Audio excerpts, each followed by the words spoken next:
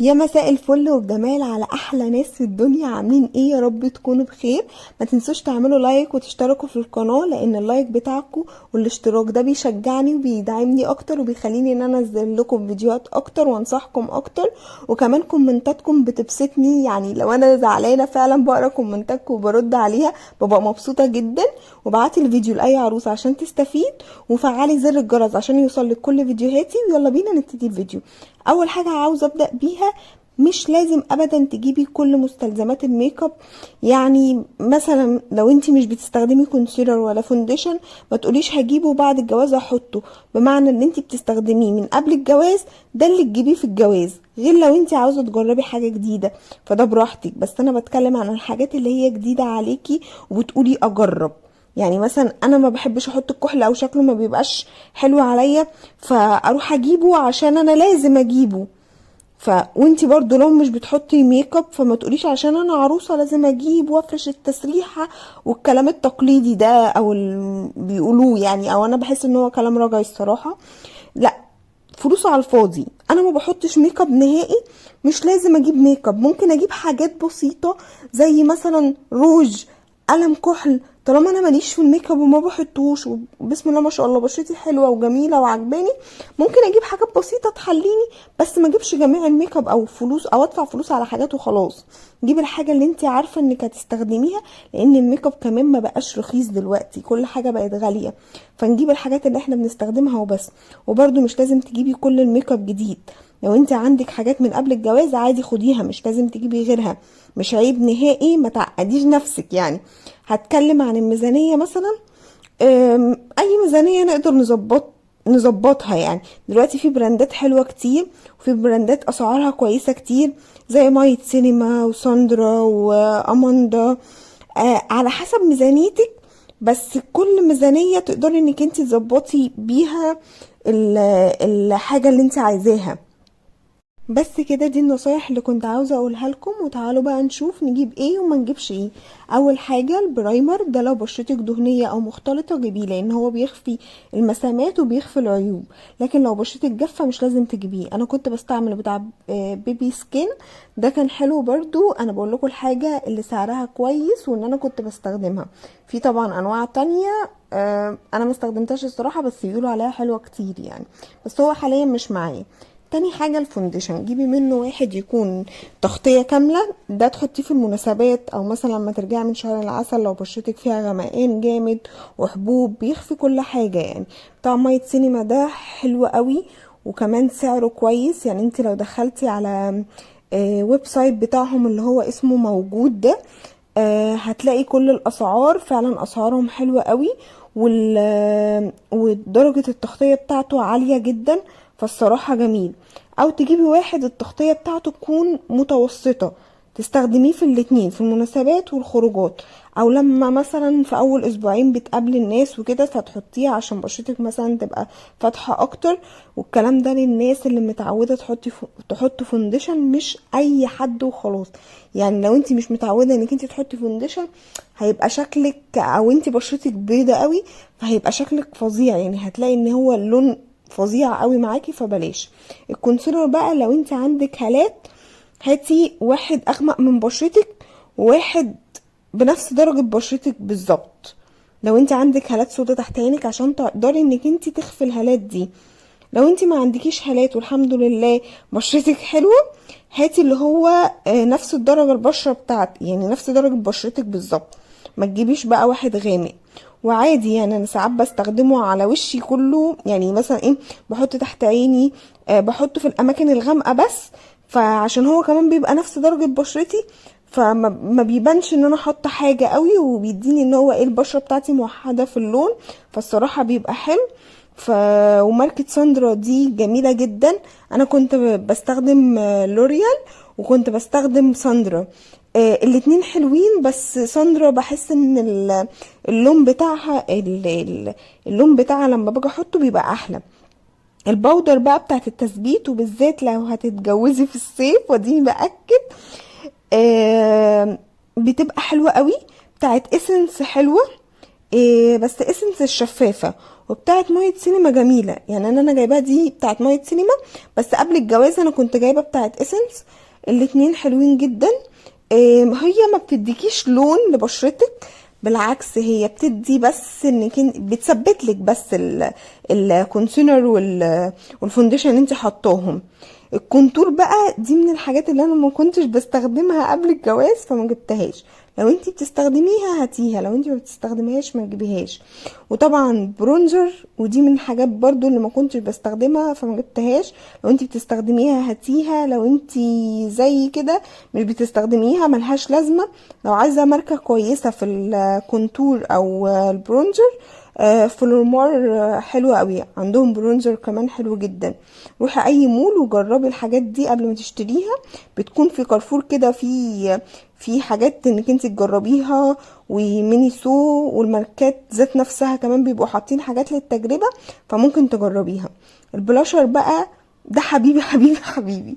جيبي منه العلبة اللي فيها كذا نوع، وجيبي واحد صغنون كده من الالوان اللي بتحبيها قوي عشان يكون في شنطتك دايما. دي الحاجة اللي هتستخدميها كتير، هو والتنت الصراحة الاتنين تحفة. الاي شادو بقى كفاية بالت واحدة كبيرة فيها كل الالوان الصراحة. يعني دي نصيحتي، مش لازم تجيبي بالت والتانية والتالتة عشان دي فيها الوان كذا ودي فيها الوان كذا. الصراحة بتاعت مية سينما دي تحفة تحفة تحفة. انا كنت جايباها هي فيها كل الالوان وفيها المات وفيها الشيمر، بس مشكلتها ان هي ما فيهاش جليتر، يعني ما فيهاش اللي هو الجليتر القوي.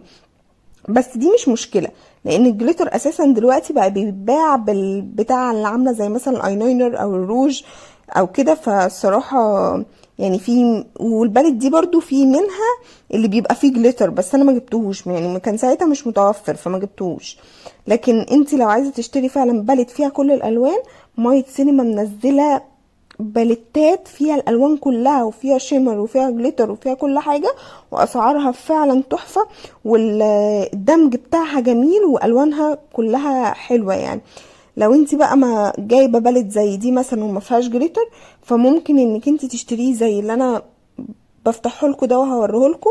ده جليتر بيبقى موجود لوحده، بتختاري الالوان اللي انت عايزاها. وكده كده احنا كده كده في الجليتر مش بنحط الالوان كلها، يعني مش بنحط مثلا ازرق ومش عارفه ايه، فالبلد بتحكمك مثلا بالوان كتير انت ما بتبقيش عايزاها يعني. فانت هنا بتختاري الالوان اللي انت فعلا بتحطيها وبتحطيها. الهايلايتر بقى انا جبت بالت فيها اللي هي الاربع الوان. دي كانت عندي الصراحه من قبل الجواز. وفي بتاعه مايت سينما اللي نازله جديد دي بتبقى مدوره كده وفيها جميع الالوان، دي برضو جميله جدا. اللي انا جايباها دي كنت جايباها من قبل الجواز وخدتها معايا وما جبتش تاني، كنت هجيب بتاعه مايت سينما اللي فيها الوان كتير. بتبقى جميله، لما بتيجي تحطيها على وشك كده فعلا بتبين الاضاءه اقوى. دي الصراحه انا مش فاكره البراند بتاعتها كانت ايه، كنت قبل الجواز بشتري وخلاص.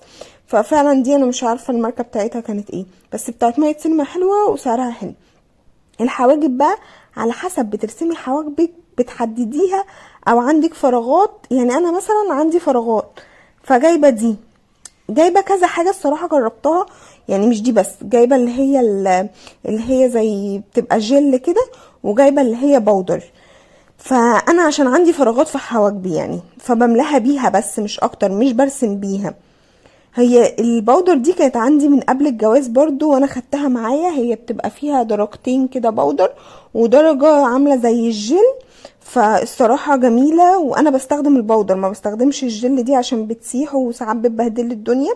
فانتي لو مش بتستخدمي اي حاجة لحواجبك وبسم الله ما شاء الله حواجبك حلوة، فمش لازم تجيبيها.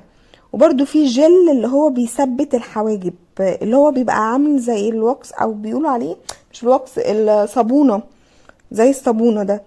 ده برضو لو انتي بتستخدميه هاتيه، لو مش بتستخدميه خلاص. المسكرة بقى انا جربت كذا نوع، جربت انواع غريبة كده. جربت يعني مثلا النوع ده غريب وطلع فعلا وحش جدا وسيء جدا. هو كفاية عليكي مسكرة واحدة، مش هتجيبي اكتر من كده. جربت بتاع كيكو دي، كله قعد يشكر لي فيها ومش عارفة ايه، هي بحالتها يعني. انا يعتبر ما استخدمتهاش غير 7 8 مرات في اول الجواز او في اول فترة كده في الجواز. وبعد كده لا ما عجبتنيش، ما بحسش ان هي بتعمل حاجة. فلا دي بقى اللي خرافة، يعني المسكرة دي الطب يعني. هي دي من ام ان، بتبقى سودا كده ومن تحت حمرا. الصراحة جميلة قوي، وبتكثف الرموش وبتطولها، فبتديني فوليوم اكنك حاطه رموش بالظبط، فحلوه جدا. الروج بقى جيبي الالوان اللي انت عاوزاها، ده مش هتكلم فيه كتير، او ممكن اتكلم فيه كده في شويه نقط. ومش معنى انك مش بتحطي الالوان الفاقعه يبقى مش تجيبيها، يعني طالما انت مش بتحطي الالوان الفاقعه برضو لازم تجيبيها في الجواز. ودي الحاجه اللي انا هقولك لازم تجيبيها، لان في البيت انت بتبقي عايزه تغيري، عايزه تحطي مثلا لون احمر، عايزه تحطي لون فوشيا، الحاجات اللي انت ما بتعرفيش تحطيها في الشارع عشان ما ينفعش اساسا، فدي الحاجات اللي بتحطيها في البيت. والصراحة بتلاقي نفسك مثلا شكلك مختلف، بتحسي انك انت جميلة، بتحسي ان في تغيير فعلا في بشرتك عن الالوان النوت او الحاجات اللي هي بنحطها الخفيفة واحنا خارجين. فلا جيبي الوان فاقعة، بس دي تحطيها في البيت وتبقى الوان فعلا تليق على بشرتك. جربيها قبل ما تشتريها، فلازم تجربي. وجيبي بقى انواع، يعني مثلا جيبي ليب جلوس، جيبي مط، قصدي جيبي جلوس، جيبي مط، جيبي كذا نوع مش نوع واحد، فاهماني؟ فما تجيبيش وجيبي الوان كتير، جيبي الوان تبقى هاديه، وجيبي الوان تبقى قويه قوي. بس القوية للبيت، وديني بقول القوية للبيت، والهادية للشارع عادي لو انتي بتحطي يعني. بس الروجات انا مش هقولك اي حاجة فيها. الكحل بقى هاتي الالوان اللي انتي حباها، كده كده الاسود بالنسبة لنا اساسي، لكن الالوان لو انتي مش بتستخدمي مثلا كحل قبل الجواز، ممكن تجيبي كحل برضو بعد الجواز. انا شايفة ان الكحل برضو بيغير الشكل، فده لو انتي مش بتستخدميه قبل الجواز، لا حاولي انك انتي مثلا تجيبي لون اسود مثلا بعد الجواز وجربيه، وفعلا هيفرق معاكي جدا. انا ده كان ازرق، ده انا جبته من روزبيري، تحفة تحفة تحفة. يعني انا جربت زي ما انتوا شايفين انواع كتير، وكمان في انواع انا رميتها، في انواع خلصت، في حاجات كتير جدا. احلى نوع انا جربته بتاع ام ان، في كتير بس في نوع من ام ان انا عجبني وكان حلو جدا. من ضمنيهم برضو في اللي هو بتاع روزبيري، ده بقى خرافة، ده اللي انا لسه جايباه من قريب، حلو جدا. ممكن تجيبي برضو لو انت ما بتستخدميش غير الكحل الاسود، لا جيبي معاه كحل ازرق مثلا، اخضر، على حسب يعني، عشان بيغير في الشكل وبيخلي شكلك جميل. الايلاينر طبعا لو انت ما بتعرفيش ترسمي ايلاينر فبلاش تجيبيه، لو بتعرفي جيبيه. الفرش بقى انا جبتها بعد الجواز عادي والله، يعني انك انت تجيبيها بعد الجواز. انا كنت جايبه فرشه للبراشر وفرشه للاي شادو، ما رضيتش ان انا اجيب فرش اللي هي الباليت الكامله دي، عشان انا عارفه ان هي ما بيبقوش حلوين، والحلوين بيبقوا غاليين قوي الصراحه.